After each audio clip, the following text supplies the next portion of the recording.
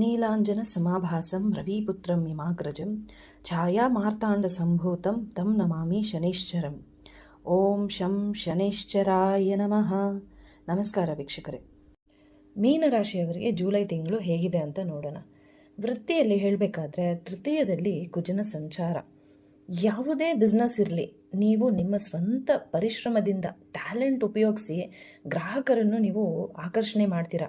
ಅದರಿಂದ ನಿಮ್ಮ ಬಿಸ್ನೆಸ್ನಲ್ಲಿ ಅಭಿವೃದ್ಧಿ ಆಗುತ್ತೆ. ಮತ್ತು ಆಫೀಸ್ನಲ್ಲಿ ಈ ತಿಂಗಳು ನಿಮ್ಮ ಬಾಸು ನೀವು ಎಷ್ಟೇ ಕಷ್ಟಪಟ್ಟು ಎಫರ್ಟ್ ಹಾಕಿ ಕೆಲಸ ಮಾಡಿದ್ರೂ ನಿಮ್ಮ ಕೆಲಸವನ್ನು ಗಮನಿಸ್ತಾರೆ ಅನ್ನೋದು ನೀವು ವೇಟ್ ಮಾಡ್ಕೊಂಡಿರಬೇಡಿ. ನಿಮ್ಮ ಕೆಲಸವನ್ನು ಸ್ಟಾಪ್ ಮಾಡದೆ ನಿರಂತರವಾಗಿ ಮುಂದುವರಿಸ್ತಾ ಹೋಗಿ. ತಾಳ್ಮೆ ಅಗತ್ಯ ಈ ಸಮಯದಲ್ಲಿ. ಮುಂದೆ ಅವಕಾಶಗಳು ಬರುತ್ತೆ. ಜುಲೈ 16ನೇ ತಾರೀಕುವರೆಗೂ ಸೂರ್ಯ ಚತುರ್ಥದಲ್ಲಿ ಸಂಚಾರವನ್ನು ಮಾಡ್ತಾನೆ. ಈ ಸಮಯದಲ್ಲಿ ನಿಮ್ಮ ಮೈಂಡ್ ಬಂದು ನಿಮ್ಮ ಮನೆಯ ಮೇಲೆ ಮತ್ತು ಕುಟುಂಬದ ಕಡೆಗೆ ಹೆಚ್ಚು ಗಮನವನ್ನು ಹರಿಸ್ತೀರ. ನೀವು ಮನೆಯ ರಿಪೇರಿ ಕೆಲಸ ಇರಬಹುದು, ಅಥವಾ ಮನೆಗೆ ಏನೋ ಒಂದು ರೀಆರ್ಗನೈಸ್ ಮಾಡಬೇಕು, ಹೊಸದಾಗಿ ಅಲಂಕಾರ ಮಾಡಬೇಕು ಅಂತ ಆಲೋಚನೆಗಳು ನೀವು ಮಾಡಬಹುದು. ಏನೋ ಒಂದು ಚೇಂಜಸ್ ಮಾಡ್ತೀರಾ ಮನೆಗೆ. ಆದರೆ ಸೂರ್ಯ ಚತುರ್ಥದಲ್ಲಿದ್ದಾಗ ಕೊಂಚ ನೆಮ್ಮದಿ ಕಡಿಮೆ ಆಗುವ ಸಾಧ್ಯತೆ ಇರುತ್ತೆ. ಮತ್ತು ಸೂರ್ಯ ನಿಮಗಿಲ್ಲಿ ಕೋಪನೂ ಬರೆಸ್ಬೋದು. ಆದರೆ ನೀವು ಕೋಪ ಮಾಡ್ಕೊಳ್ಳೋಕೆ ಹೋಗಬೇಡಿ. ಮನೆಯವರ ಜೊತೆ ಮಾತನಾಡುವಾಗ ತಾಳ್ಮೆಯಿಂದ ನೀವು ಮಾತಾಡಬೇಕಾಗುತ್ತೆ. ಇಲ್ಲಾಂದರೆ ಸಣ್ಣ ಪುಟ್ಟ ಭಿನ್ನಾಭಿಪ್ರಾಯಗಳು ಬರಬಹುದು. ಮತ್ತು ತಾಯಿಯ ಆರೋಗ್ಯದ ಕಡೆ ನೀವು ಹೆಚ್ಚು ಗಮನವನ್ನು ವಹಿಸಬೇಕು. ನಿಮ್ಮ ತಾಯಿ ಟೈಮ್ ಸರಿಯಾಗಿ ಟ್ಯಾಬ್ಲೆಟ್ಸ್ ತೊಗೊಂಡ್ರಾ, ವಾಕಿಂಗ್ ಮಾಡ್ತಾ ಇದ್ದಾರಾ, ಒಳ್ಳೆಯ ಆಹಾರ ತೊಗೊಳ್ತಾ ಇದ್ದಾರಾ ಅನ್ನೋದು ನೀವು ಸ್ವಲ್ಪ ಕೇರ್ ಮಾಡಬೇಕಾಗುತ್ತೆ. ಮತ್ತು ಆಫೀಸ್ನಲ್ಲಿ ನಿಮಗೇನೋ ಚೇಂಜಸ್ ಮಾಡಬೇಕು, ಕ್ರಿಯೇಟಿವಿಟಿ ತರಬೇಕು ಅಂತ ಅನಿಸುತ್ತೆ. ಜುಲೈ 16 ನಂತರ ಸೂರ್ಯ ಚತುರ್ಥದಿಂದ ಪಂಚಮ ಭಾವಕ್ಕೆ ಸಂಚಾರವನ್ನು ಮಾಡ್ತಾನೆ. ಆಫೀಸ್ನಲ್ಲಿ ನೀವು ಮಾಡಿದ ಪ್ರಾಜೆಕ್ಟ್ಗಳ ಮೇಲೆ ಎಲ್ಲರ ಗಮನ ಸೆಳೆಯುತ್ತೆ. ನಿಮ್ಮ ಬಾಸ್ ಮತ್ತು ಕೊಲೀಗ್ಸ್ಗಳಿಗೆ ನಿಮ್ಮ ಟ್ಯಾಲೆಂಟ್ ಗೊತ್ತಾಗುತ್ತೆ. ಬಿಸ್ನೆಸ್ ಮಾಡೋರಿಗೆ ನಿಮ್ಮ ಕಾಂಪಿಟೇಟರ್ಸ್ಗಳಿಗಿಂತ ನಿಮ್ಮ ವ್ಯಾಪಾರವೇ ಮೇಲುಗೈ ಸಾಧಿಸುತ್ತದೆ. ನಿಮ್ಮ ರಾಶಿಯಾಧಿಪತಿ ಗುರು ಬಂದು ಪಂಚಮದಲ್ಲಿ ಸಂಚಾರವನ್ನು ಮಾಡ್ತಾ ಇದ್ದಾನೆ.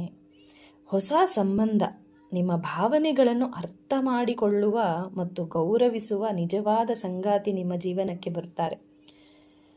ಕುಟುಂಬದವರ ಜೊತೆ ತುಂಬ ಸಂತೋಷದ ಕ್ಷಣಗಳನ್ನು ನೀವು ಕಳಿತೀರಾ. ಆದರೆ ಜುಲೈ 16ರಂದು ಸೂರ್ಯ ಬಂದು ಪಂಚಮಕ್ಕೆ ಸಂಚಾರವನ್ನು ಮಾಡುವಾಗ ಬುಧ ಹಿಮ್ಮುಖ ಚಲನೆಯಲ್ಲಿದ್ದಾಗ ಬುಧ ಅಸ್ತನಾಗ್ತಾನೆ, ಜೊತೆಗೆ ಗುರು ಕೂಡ ಅಸ್ತನಾಗ್ತಾನೆ.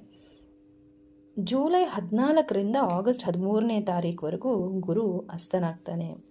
ಈ ಸಮಯದಲ್ಲಿ ನಿಮಗೆ ಕನ್ಫ್ಯೂಷನ್ ಆಗಬಹುದು ಮತ್ತು ಮುಖ್ಯವಾದ ನಿರ್ಧಾರಗಳನ್ನು ತಗೊಳ್ಳೋಕ್ಕೆ ನೀವು ಹಿಂಜರಿಯಬಹುದು. ಮತ್ತು ಈ ಸಂದರ್ಭದಲ್ಲಿ ಯಾವುದೇ ಹೊಸ ಯೋಜನೆ ಅಥವಾ ಇನ್ವೆಸ್ಟ್ಮೆಂಟ್ ಮತ್ತು ಶುಭ ಕಾರ್ಯಗಳನ್ನು ಮಾಡೋದು ನೀವು ಅವಾಯ್ಡ್ ಮಾಡಬೇಕು. ಬುಧ ವಕ್ರ ಮತ್ತು ಅಸ್ತನಾಗೋದ್ರಿಂದ ನಿಮ್ಮ ಟ್ಯಾಲೆಂಟ್ಗಳನ್ನು ವ್ಯಕ್ತಪಡಿಸೋಕೆ ಸ್ಪಷ್ಟತೆ ಇಲ್ಲದೆ ಆಗುತ್ತೆ. ಮತ್ತು ವಿದ್ಯಾರ್ಥಿಗಳಿಗೆ ಈಸಿ ಸಬ್ಜೆಕ್ಟ್ ಕೂಡ ಸ್ವಲ್ಪ ನಿಧಾನವಾಗಿ ಅರ್ಥ ಮಾಡ್ಕೊಳ್ತಾರೆ, ಹೆಚ್ಚು ಸಮಯ ತಗೊಳ್ತಾರೆ. ಅಂದರೆ ಮೈಂಡು ಒಂಥರ ಮಂದಗತಿ ಅಥವಾ ಉತ್ಸಾಹವಿಲ್ಲದೆ ಆಗೋದು. ಜುಲೈ 4ರಂದು ಪಂಚಮದಿಂದ ಷಷ್ಠಮ ಭಾವಕ್ಕೆ ಶುಕ್ರ ಸಂಚಾರವನ್ನು ಮಾಡ್ತಾನೆ ಕೇತುವಿನ ಜೊತೆಗೆ. ಕೆಲಸದಲ್ಲಿ ಸ್ವಲ್ಪ ಗೊಂದಲಗಳಾಗೋ ಸಾಧ್ಯತೆ ಇರುತ್ತೆ. ಆಫೀಸ್ನಲ್ಲಿ ನಿಮ್ಮ ಬಗ್ಗೆ ಗಾಸಿಪ್ ನಡೀತಾ ಇದೆ ಅಂತ ನಿಮಗೆ ಡೌಟ್ ಬರೋ ಸಾಧ್ಯತೆ ಇರುತ್ತೆ. ಅಥವಾ ಇನ್ನೊಬ್ಬರ ಜಗಳದಲ್ಲಿ ನೀವು ಮಧ್ಯ ಹೋಗಿ ಸಿಕ್ಕಿಕೊಳ್ಳೋ ಸಾಧ್ಯತೆ ಇರುತ್ತೆ. ಆದರೆ ನೀವು ಆಫೀಸ್ ಡ್ರಾಮಾದಲ್ಲಿ ಹೋಗದೆ ಅವಾಯ್ಡ್ ಮಾಡೋದು ಉತ್ತಮ. ಪ್ರತಿದಿನ ಡಿಸಿಪ್ಲಿನ್ ರುಟೀನ್ ಅಗತ್ಯ ಮತ್ತು ಬ್ಯಾಲೆನ್ಸ್ ಡಯಟನ್ನು ನೀವು ಸೇವನೆ ಮಾಡಬೇಕು, ತುಂಬಾ ಮುಖ್ಯ. ನಿಮ್ಮ ರಾಶಿಯಲ್ಲೇ ಶನಿಯ ಸಂಚಾರ, ಜನ್ಮಶನಿ ಇರೋದ್ರಿಂದ ನಿಮ್ಮನ್ನು ಹಂತ ಹಂತವಾಗಿ ಪರೀಕ್ಷೆ ಮಾಡ್ತಾನೆ ಶನಿ. ಆದರೆ ನೀವು ರಿಯಲ್ ಆಗಿ ಪ್ರಾಮಾಣಿಕವಾಗಿ ಧರ್ಮದಿಂದ ನಡೆದರೆ ನಿಮಗೆ ಶನಿ ಅಷ್ಟು ತೊಂದರೆ ಮಾಡಲ್ಲ. ಆದರೆ ಒತ್ತಡ ಇರುತ್ತೆ. ನೀವು ತಾಳ್ಮೆಯಿಂದ ಎಲ್ಲ ಜವಾಬ್ದಾರಿಗಳನ್ನು ಕರೆಕ್ಟಾಗಿ ನಿಭಾಯಿಸಿಕೊಂಡು ಹೋಗೋ ಅವಶ್ಯಕತೆ ಇರುತ್ತೆ. ವ್ಯಯಭಾವದಲ್ಲಿ ರಾಹುವಿನ ಸಂಚಾರ, 12ನೇ ಮನೆ ರಾಹು ಅನಿರೀಕ್ಷಿತ ಖರ್ಚುಗಳು ಮಾಡಿಸಬಹುದು, ನಿದ್ರೆಯ ಕೊರತೆನೂ ಆಗಬಹುದು. ಹಣಕಾಸಿನ ವಿಚಾರದಲ್ಲಿ ಆತುರದ ನಿರ್ಧಾರಗಳನ್ನು ತೆಗೆದುಕೊಳ್ಳದೇ ಇರೋದು ಉತ್ತಮ. ಆರೋಗ್ಯದ ವಿಚಾರದಲ್ಲಿ ಹೇಳಬೇಕಂದ್ರೆ ಮಾನಸಿಕ ಒತ್ತಡ ಜಾಸ್ತಿ ಇರುತ್ತೆ.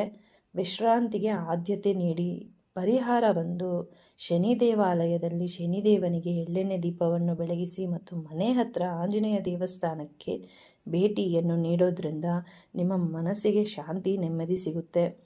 ಬಡವರಿಗೆ ದಾನ ಮಾಡಿ, ಆದಷ್ಟು ಧ್ಯಾನ ಯೋಗ ಮಾಡಿಕೊಳ್ಳಿ. ಧನ್ಯವಾದಗಳು.